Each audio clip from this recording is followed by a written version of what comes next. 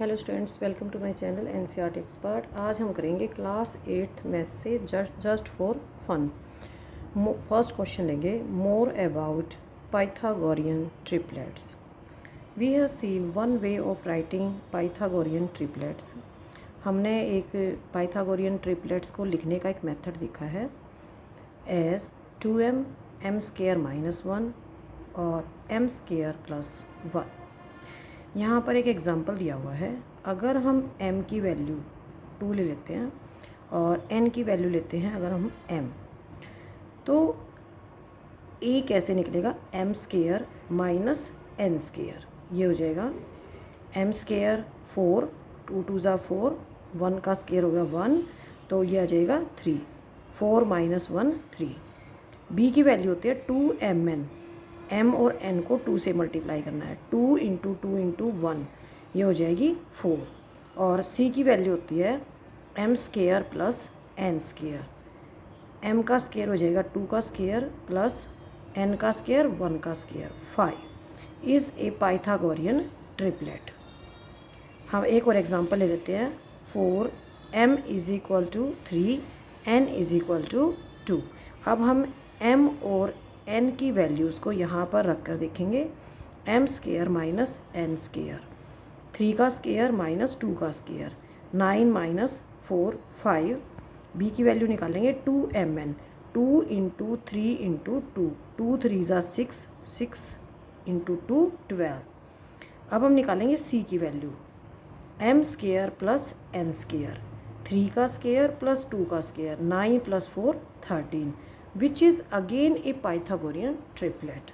Take some more values for m and n and generate more such triplets. तो हमें अलग अलग values लेनी है m और n की, और हमने पाइथागोरियन ट्रिपलेट्स बनाने हैं। तो हमें पता होना चाहिए कि पाइथागोरियन ट्रिपलेट्स क्या होते हैं। Pythagorean triplets is a set of 3 positive integers A B C, मान लेते हैं हम 3 पॉजिटिव इंटीजर हैं A B C, that satisfies the Pythagorean theorem. Pythagorean theorem क्या होती है? a² + b² = c²। c यहाँ पे क्या है? Hypotenuse of A right angle triangle. एक राइट एंगल ट्राइंगल है इस तरह से, ठीक है। तो यहाँ पे ये c होता है, क्या है यहाँ पे? ये हाइपोटेन्यूज। ये यहाँ पे a मान लेते हैं, इसको यहाँ पे b मान लेते हैं। a and b are other 2 sides of right angled triangle। c hypotenuse है, a और b राइट एंगल ट्राइंगल की दोनों साइड्स हैं। एग्जाम्पल लेंगे हम 3 4 5। अब हम देखेंगे कि ये हमारा ट्रिपलेट है या नहीं है। अगर ये इस कंडीशन को सेटिस्फाई करता है, पाइथागोरियन थ्योरम को सेटिस्फाई कर रहा है, तो ये हमारा पाइथागोरियन ट्रिपलेट है। 5 का स्क्वायर = 3 का स्क्वायर प्लस 4 का स्क्वायर, 3 का स्क्वायर 9, 4 का स्क्वायर 16, इधर भी 25 है, इधर भी 25, तो ये एक पाइथागोरियन ट्रिपलेट है। सेकंड एग्जांपल लेंगे 6, 8 और 10 का। 6 का स्क्वायर प्लस 8 का स्क्वायर = 10 का स्क्वायर। 6 का स्क्वायर हो जाएगा 36, 8 का स्क्वायर हो जाएगा 64 और 10 का स्क्वायर हो जाएगा 100। लेफ्ट हैंड साइड भी 100 है और राइट हैंड साइड भी 100 है, तो ये एक पाइथागोरियन ट्रिपलेट है। अब हम थर्ड एग्जांपल लेंगे 5, 12 और 13। अब हम इन वैल्यूज़ को पाइथागोरियन थ्योरम के अंदर रख कर देखेंगे। 5 का स्क्वायर प्लस 12 का स्क्वायर = 13 का स्क्वायर। 5 का स्क्वायर 25, 12 का स्क्वायर हो जाएगा 144 और 13 का स्क्वायर हो जाएगा 169। लेफ्ट हैंड साइड भी 169 है और राइट हैंड साइड भी 169 है। इस तरह से होता है ये। इसको हम 13 लेंगे, ये हो जाएगा हमारा 5 और ये हो जाएगा 12। ये एक राइट एंगल ट्राइंगल है, ये हाइपोटेन्यूज है और ये दोनों साइड्स हैं। 13 का स्क्वायर किसके इक्वल होगा? 5 का स्क्वायर प्लस 12 का स्क्वायर। क्वेश्चन नंबर 2 की स्टेटमेंट पढ़ेंगे। When water freezes volume increases by 4%।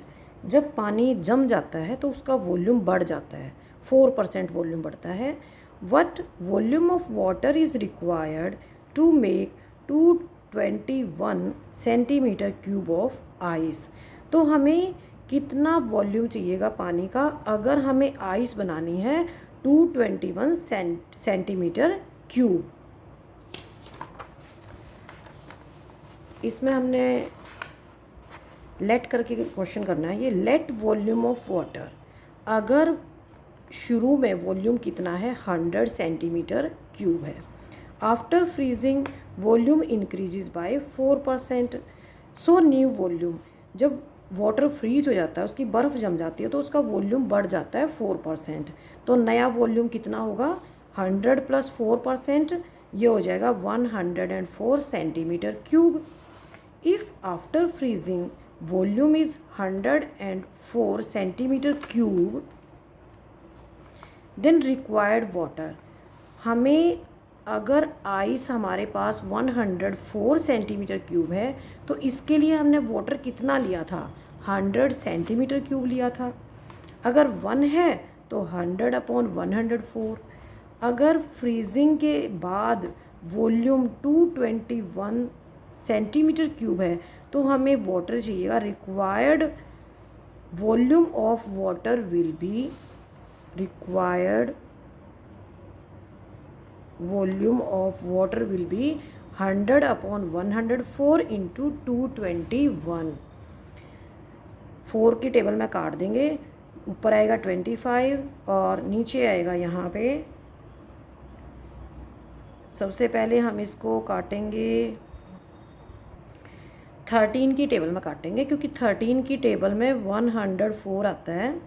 13 8 जा 104 और यहाँ पे 13 1 जा 13, 9 1 उतार लेंगे, 13 7 जा 91।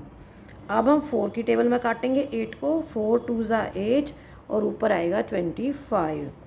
25 और 17 को मल्टीप्लाई करेंगे और इसको 2 से डिवाइड करेंगे, ये आएगा 425/2।